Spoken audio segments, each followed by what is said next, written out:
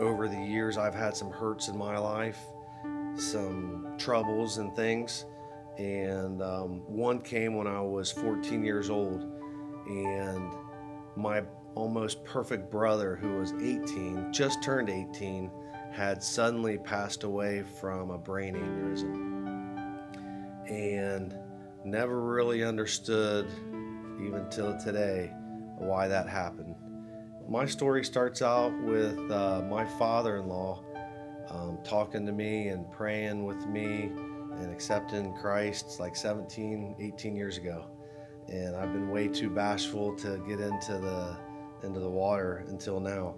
I just learned so much about just life and how you're supposed to live it. It's hard to put into words, to be honest. My friends were inviting me to go to church. It was new to me. They knew a lot more about things that I didn't know. So it was kind of awkward at first because I, was new to everything. They had this thing about them that just made them seem really happy and inviting and friendly, and it just made me want to be be more like that. And all I really knew was that there was a feeling I would get when I was in church or doing worship or something that I didn't find anywhere else. It didn't matter if I was here at church with a crowd of people.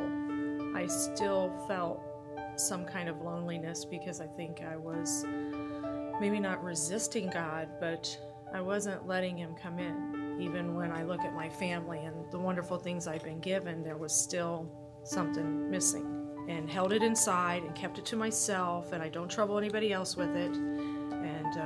And that, I think, was part of the growing loneliness. Kind of all my life I had this feeling that just a little something was missing, just a little something. Although my life seemed to be, how everybody's life's going, marriage, children, I never felt like I was complete. A couple months ago, I went to Campaigners Weekend with a friend, and the speaker talked about how God has this amazing plan for my life, and that His plan is way better than any plan I could ever have for myself. We're all going to lose this life anyways, but by giving it to God, we can make it amazing and get it back one day in heaven. So that weekend, I decided to give my life to God and go along with the amazing plan that He has for my life.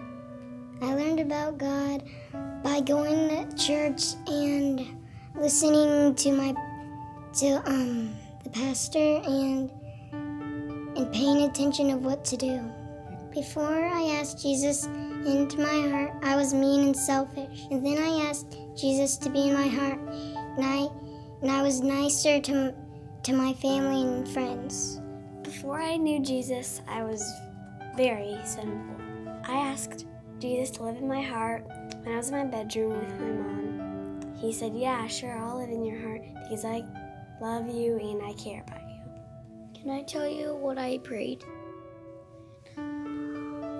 God, please forgive me of all my actions. And that's all I said.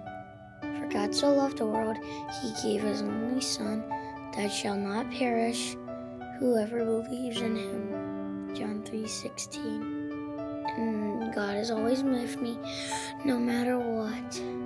I was in the car with my sister Avery, and then we asked Him to live in our hearts together. When I asked Jesus to live in my heart, I felt good because I knew that He would come in my heart, and I felt more clear and just thankful that He accepted me. When I went up to the altar, God answered my prayer and came into my heart.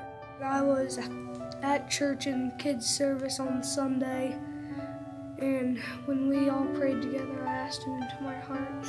One of the women goes here and invited me to the church and my family, and we kept coming, and we just kept coming, and it wasn't very long before I figured out that's what it was. That's what's missing is Jesus in my life, and I found what I was looking for.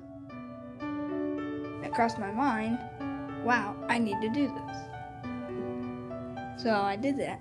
So I made a prayer and asked Jesus into my heart. He can save me when I'm in a lot of trouble that I didn't make. I love that Jesus is on my side no matter what.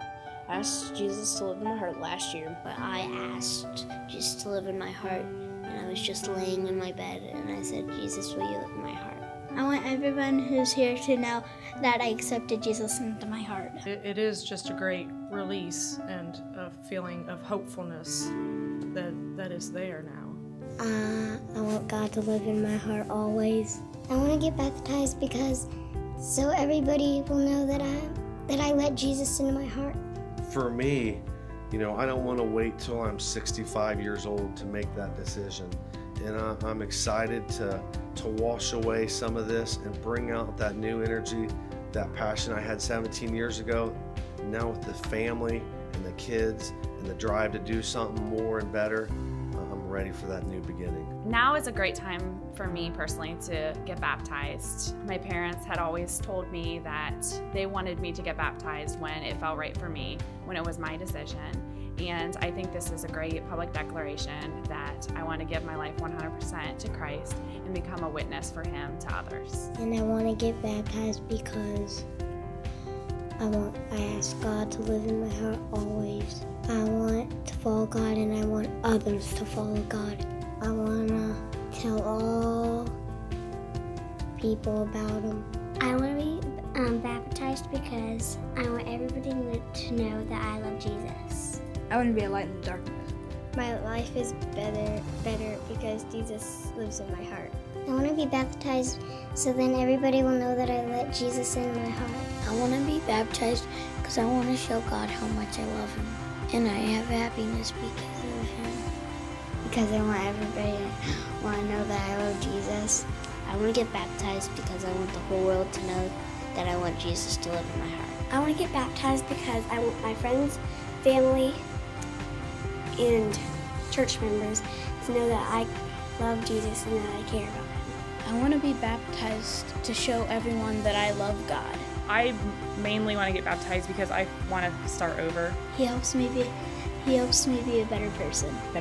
This is just the beginning.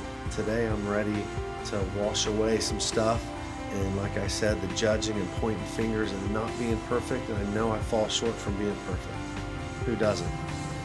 But I'm really ready to find that niche and drive into it. Paul said in 2 Corinthians, Anyone who belongs to Christ. Anybody? Anyone who belongs to Christ has become a new person. Has become a new person. The old life is gone. It's gone. The old life is gone. And a new life has begun. A new life has begun.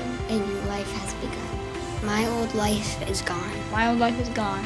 A new life has begun. my new life in Christ has begun. My old life is gone. My new life in Christ. My new life has begun.